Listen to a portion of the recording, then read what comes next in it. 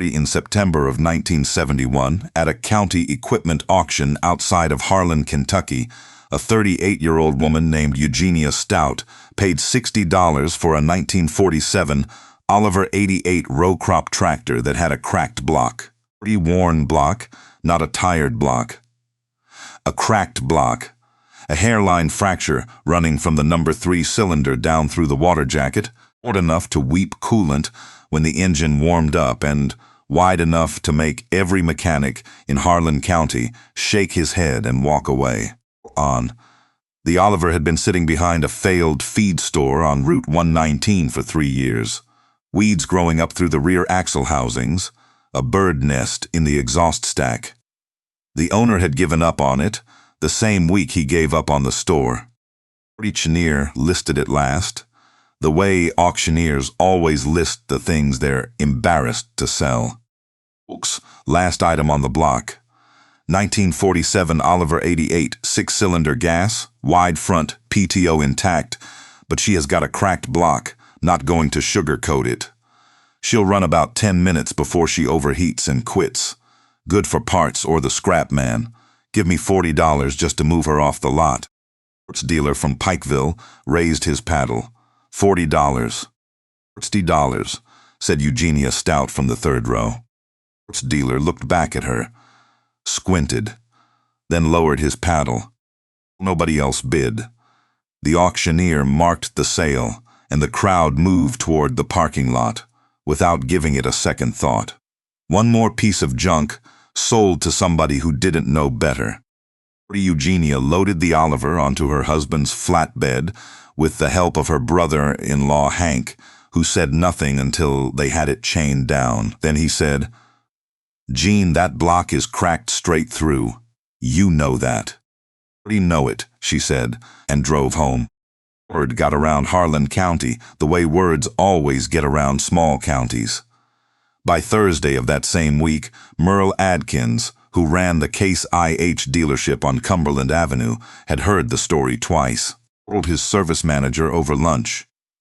Eugenia Stout bought herself a cracked block Oliver, the 88, the one behind Tuttle's old feed store. I'd feel sorry for her, except she knew exactly what she was buying. It almost makes it worse. The nervous manager laughed. What's she going to do with it? Farm with it, probably. Woman runs 90 acres by herself since Harold passed. She's stubborn enough to try. We can't farm with a tractor that throws coolant every 10 minutes. Eugenia that. Let me know how that conversation goes. Merle Adkins sold new Case tractors for a living. He had seen plenty of people make bad decisions at auctions. He filed this one under the same category and moved on. Let me tell you about Eugenia Stout. Because what she did to that Oliver 88 in the shed behind her house on Clover Fork Road is the kind of thing that doesn't get written about in farming magazines. It doesn't get written about anywhere. It just gets done, quietly, by a woman who learned something from her father that most people never learn from anyone. On.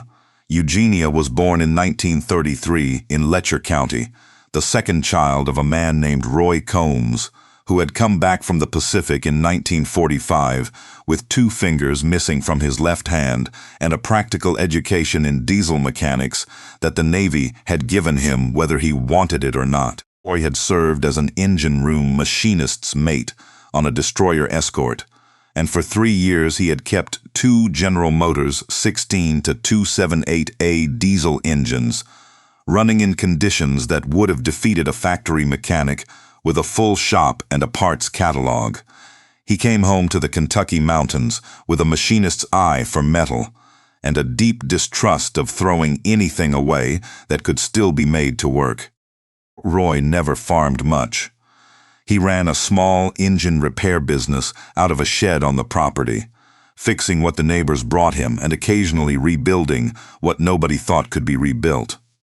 He had a lathe, a drill press, and a MIG welder he'd bought secondhand from a machine shop in Whitesburg. He had a set of machinist's gauges that he kept oiled and wrapped in chamois cloth. and treated with more care than most men treated their furniture.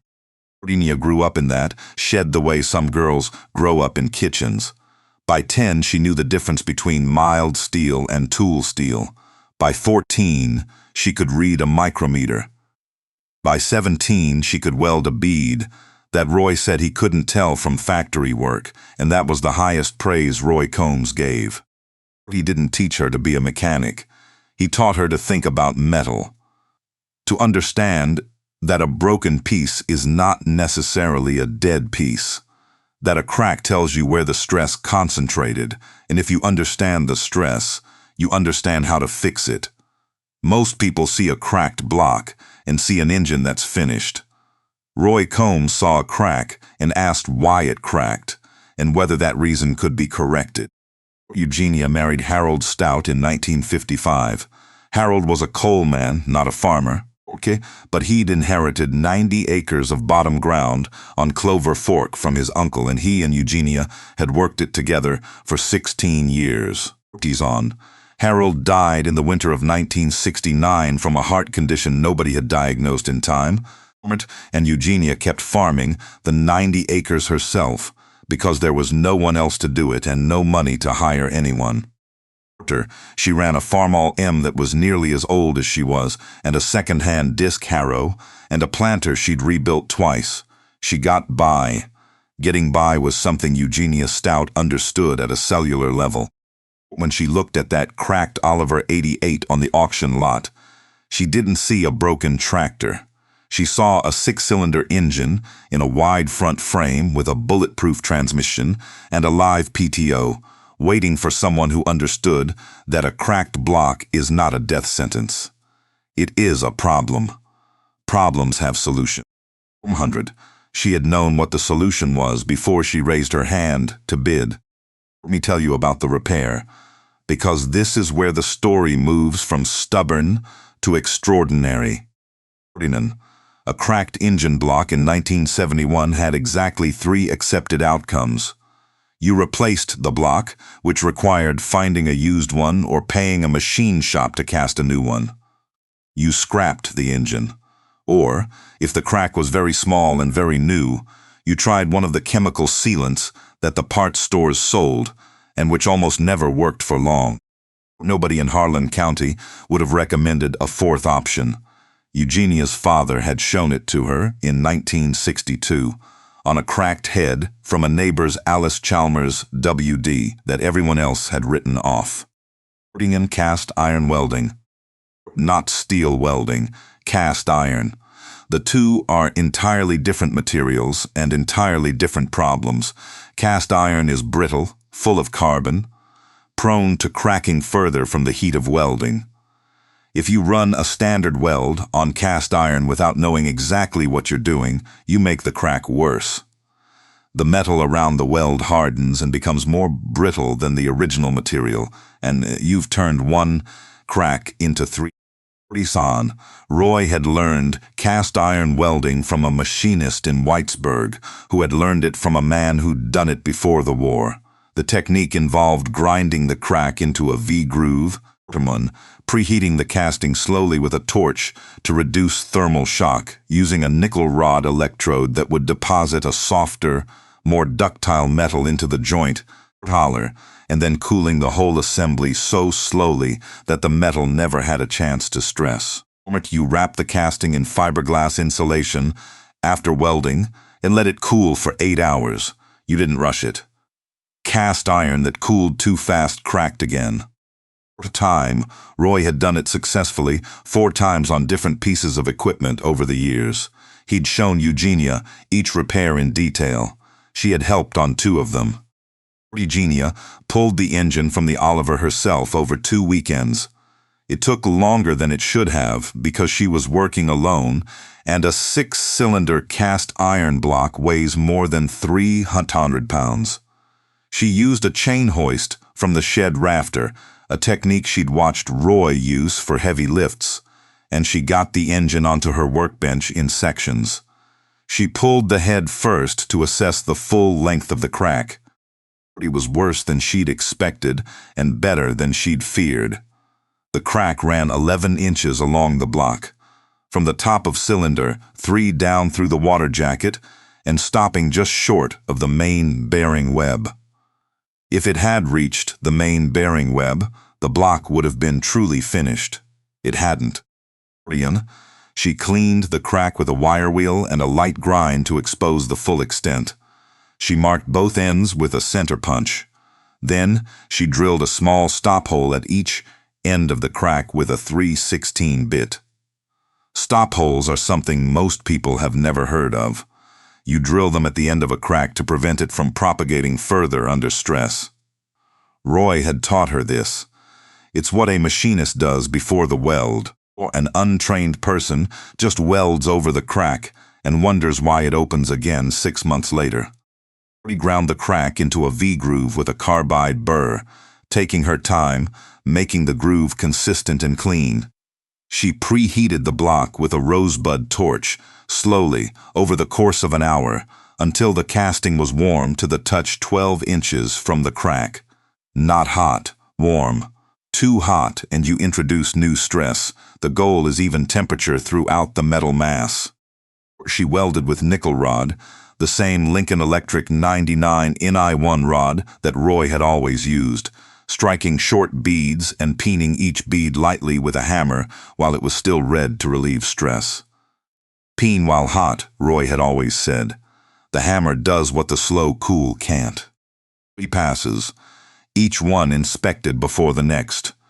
The first pass to fill the bottom of the groove, the second to fill the middle, the third to cap and blend with the surrounding surface. 400. Then she wrapped the block in 2 layers of fiberglass insulation, the same pink batting that insulated houses, and she set it on the workbench and left it for 10 hours. She did not check it at 6 hours. She did not check it at 8.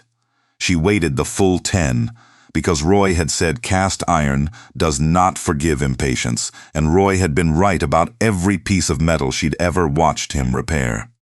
She unwrapped the block the next morning. She found a solid weld with no new cracking and no visible porosity.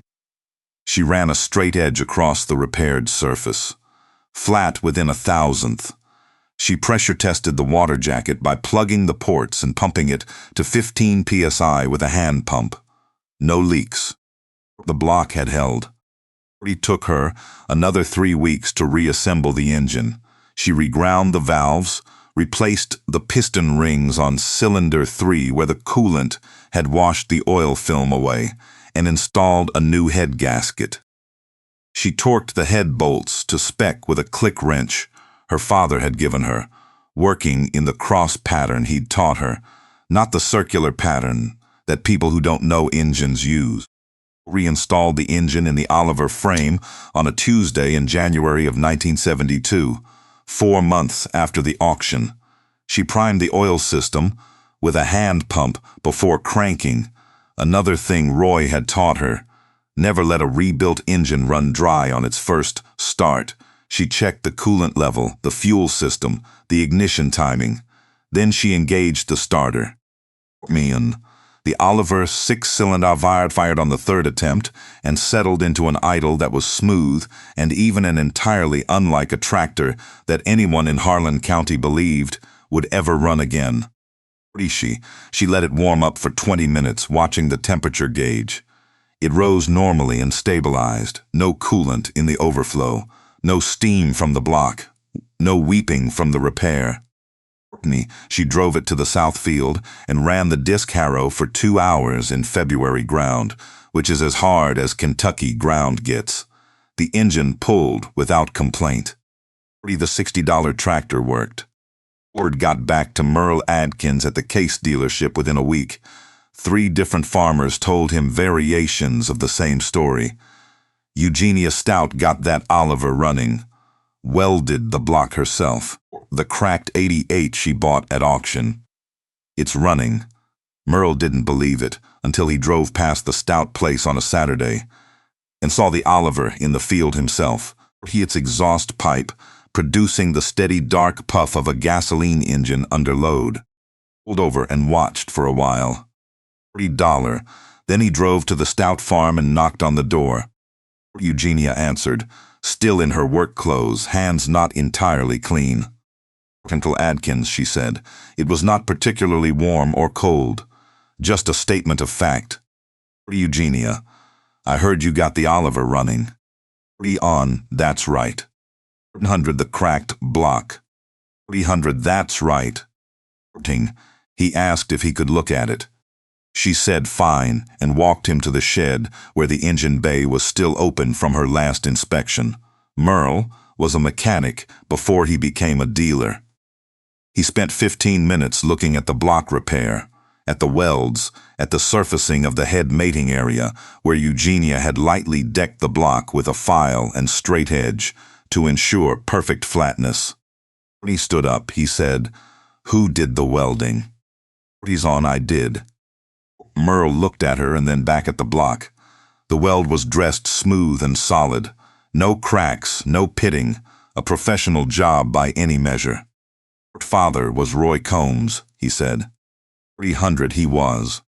Roy fixed a crankcase for my father in 1958. Brazed a crack in a Farmall F20 block.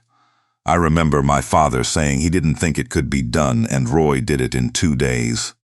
Roy could fix most things. He taught you this. Me to think about metal. The rest follows. Merle drove back to Cumberland Avenue and told his service manager what he'd seen. The service manager shook his head. "A field-welded cracked block that holds pressure and runs under load. You don't see that every day." "You don't see it any day," Merle said. "Unless someone's father spent 3 years keeping GM diesels alive on a Navy destroyer and thought his daughter ought to know what he knew."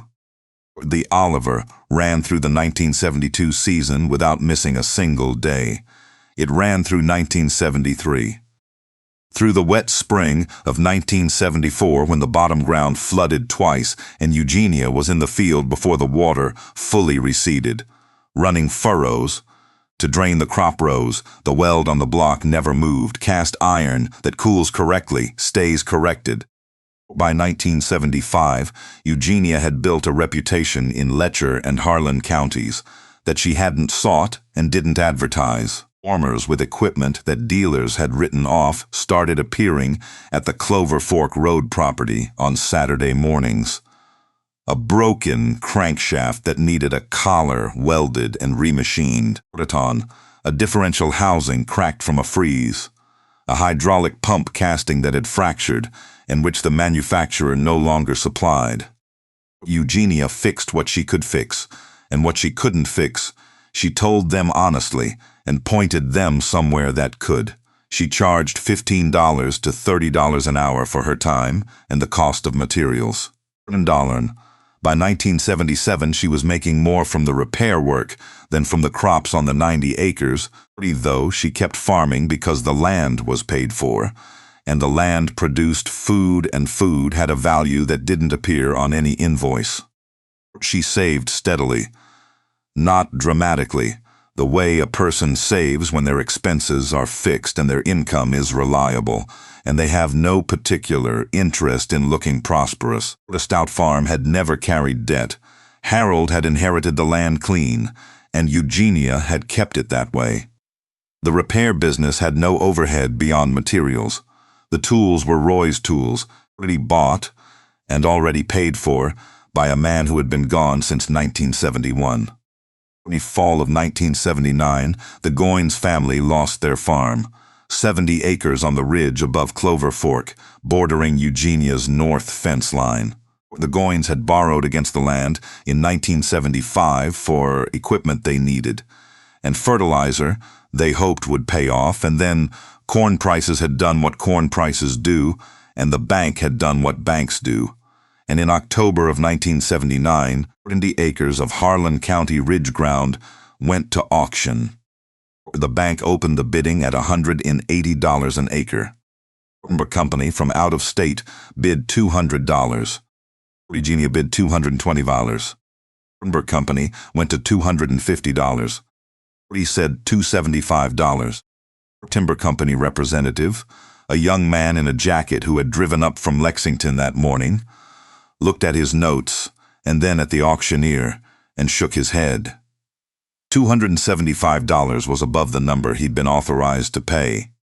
1475 times 70 acres, 19,250 cash. One check on the First National Bank of Harlan, where Eugenia had been depositing quietly since 1972. The crowd at the auction was small, the way farm auction crowds are small when times are hard and everyone already knows how the story ends. But the quiet that came over that small crowd when Eugenia's name was confirmed, as the buyer was the particular quiet of people recalibrating something in their minds. Merle Adkins was there. He found Eugenia after the auctioneer closed the book. $18,000 cash, he said. Plus a little, Eugenia said. Merle took off his cap. He had a habit of doing that when he was working through something. I sold the Goins, their 4230 in 75, financed through the bank. That tractor and the notes on the fertilizer is what sank them. He paused. And you bought their land with cash you made fixing the equipment I wouldn't touch. You touch plenty of equipment, Merle. You just can't fix everything. Nobody can fix everything. Could fix most things, she said. I fix less than he did, but more than most. He put his cap back on. He thought for a moment. Then he said, I've got people come in every month with something broken that's past my shop's ability. Castings, cracked housings, one-off parts that aren't made anymore. I've been turning them away. Eugenia waited. Dion, I'd like to send them to you, if you're willing. $1,500, Don, I'm willing. Orma. That arrangement started in 1979 and ran for 11 years. Merle sent the unfixable jobs to Clover Fork Road, and Eugenia fixed most of them. The ones she couldn't fix she sent back with an honest explanation and no charge. Merle never sent her a bill for the referrals, and she never expected one. It was a useful understanding between two people who understood useful things. Savings grew the way savings grow when a person's expenses don't. She put away $8,000 in 1980, $9,500 in 1981, $14 on.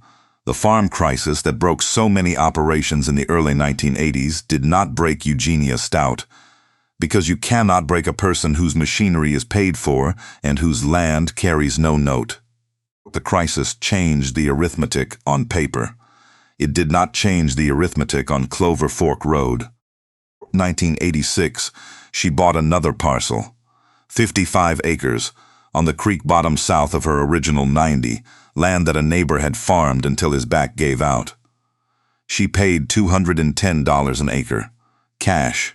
The neighbor's son, who had expected to sell the land to a developer from out of state, watched a woman in work clothes write a check that cleared in 2 days, and said, "You were just waiting, weren't you?" "He was ready," Eugenia said. "That's not quite the same thing." She farmed 215 acres through the late 1980s, still using the Oliver 88 for lighter work and a newer Massey Ferguson 205 she'd bought used in 1983 and rebuilt the injection pump on herself. Town, her daughter Anita had grown up spending Saturdays in the shed the same way Eugenia had spent Saturdays in Roy's shed, $100 on. And by the time Anita finished high school, she could run the drill press and read a micrometer and knew the difference between a crack that could be welded and one that couldn't. The Oliver 88 had accumulated more than 6,000 hours on the repaired block by 1988. Eugenia pulled the head at 5,000 hours for an inspection and found the weld intact and the cylinder bore within tolerance.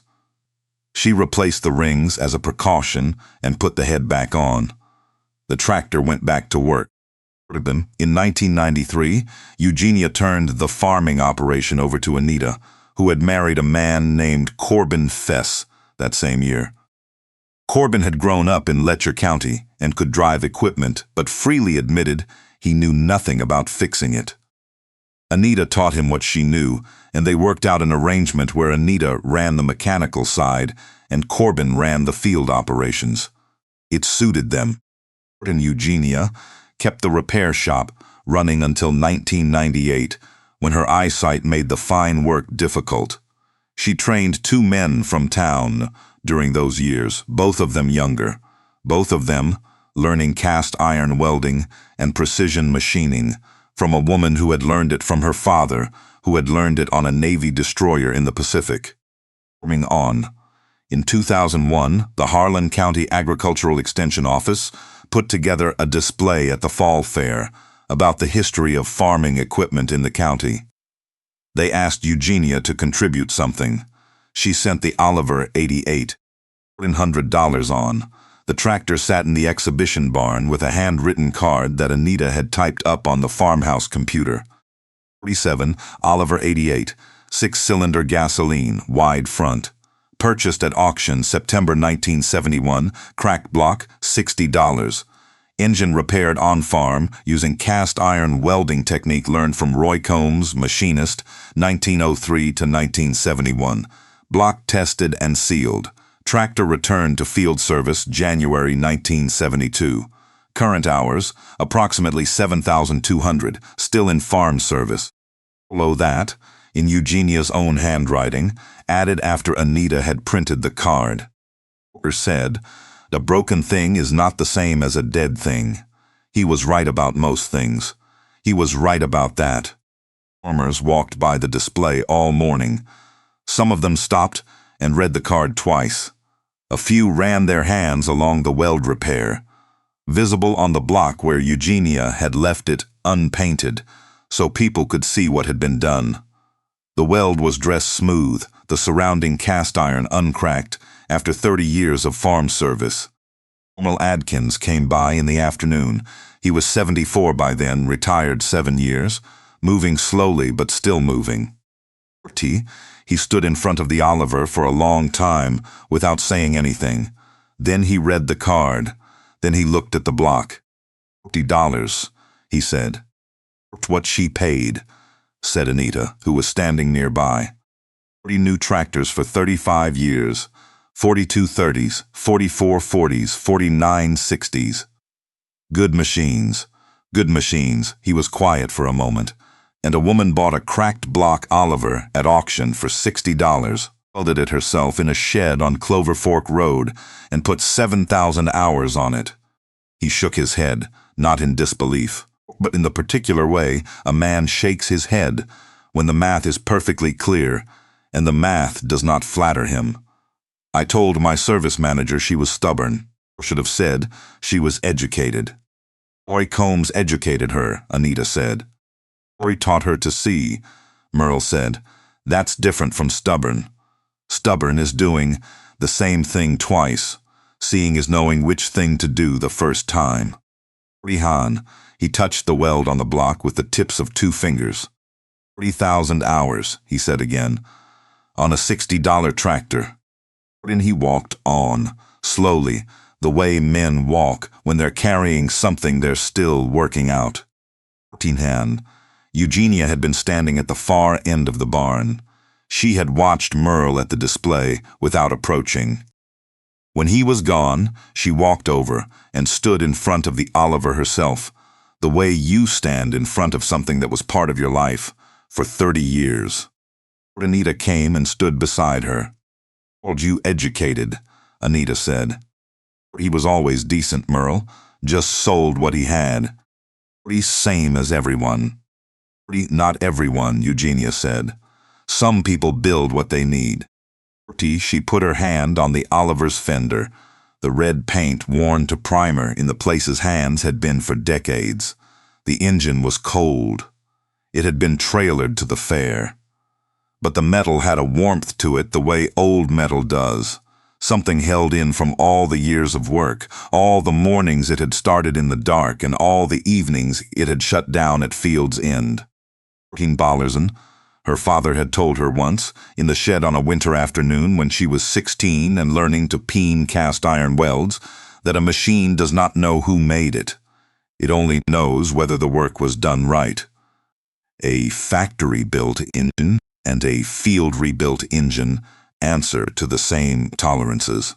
The metal doesn't care about the address on the building where the work happened. It cares about the thousandths of an inch. He's on. Eugenia Stout had held to that for 50 years, through 2 counties and 3 decades of equipment that dealers said couldn't be fixed and bankers said wasn't worth fixing. He'd held to it in Harold's shed and Roy's shed and the same shed that was now Anita's shed, where Anita's oldest boy, 14 years old, was learning to read a micrometer that had belonged to Roy Combs, and before Roy to the machinist in Whitesburg who had taught Roy what metal was. $100. They laughed when she bought the cracked block Oliver, a $60 tractor with a broken engine and weeds growing through the axle. What she put inside it was her father's knowledge, her own hands, and the understanding Roy Combs had passed to her on a winter afternoon in Letcher County, that a broken thing is not the same as a dead thing, and the difference between the two is whether someone who knows metal is willing to look at it clearly and do the work. $60, a nickel rod and a rosebud torch, a 10-hour cool in fiberglass insulation, 1,000 hours in the field. Everything else was just noise. I keep thinking about that cracked block sitting on Eugenia's workbench. 11 inches of fracture running through cast iron that every mechanic in Harlan County had already written off, and she looked at it not as an ending, but as a problem with a solution she already knew. $100 on. That's not luck. That's not stubbornness either, though people called it that. What Eugenia had was something quieter and harder to name, the kind of clear-eyed honesty that lets a person look at a broken thing without flinching and ask the right question. Not can this be fixed, but do I understand it well enough to fix it? That distinction matters more than most people realize. It's the difference between wishful thinking and actual competence, and Eugenia never confused the two. Roy had made sure of that. What Roy gave her wasn't just technique. It was a way of being accountable to the truth of a situation. When she drilled those stop holes at the ends of the crack, she wasn't guessing. She knew why propagation happens. She knew what prevents it, and she did the correct thing because she understood it. Not because someone told her to that morning. $300 on. That kind of moral seriousness about one's own work, the refusal to cut corners when no one is watching, the willingness to wait the full 10 hours, even when you want to check at 6, that's a form of integrity that doesn't get talked about enough. It shows up in metal. It shows up in land. It shows up in everything a person builds over a lifetime. Then there's what she built over time. Eugenia didn't make one good decision. She made the same good decision over and over for 30 years. She kept her costs fixed. She kept her debts at 0. She took on only what she understood and turned away what she didn't. When the farm crisis hit and men who'd borrowed against everything and were losing it all, she was writing checks. Because she got lucky, not because the world was fair to her, but because the decisions she'd made in 1971 and 1972 and 1975 compounded into something solid by 1979. Cause, then effect, action, then outcome. The math was always going to come out the way it did. She just had to be patient enough to let it. I think about the 14-year-old learning to read Roy's micrometer in Anita's shed, and I think that's the whole story right there. Knowledge passed hand to hand across 3 generations, not diluted, not distorted, just carried forward by people who took it seriously. Eugenia didn't succeed because she was exceptional in some untouchable way. She succeeded because she refused to be careless. Her full attention to every weld, every peen stroke, every hour of that 10-hour cool. Full attention is not a talent. It's a choice. And it's a choice that can be made by anyone willing to sit with discomfort long enough to do the thing right. $60. A cracked block. A woman who had been taught by a man who came home from the Pacific with 2 fingers missing and a machinist's education, and the conviction that broken things deserved honest effort. 7,000 hours in the field. $14. That's what honest effort looks like when you give it enough time.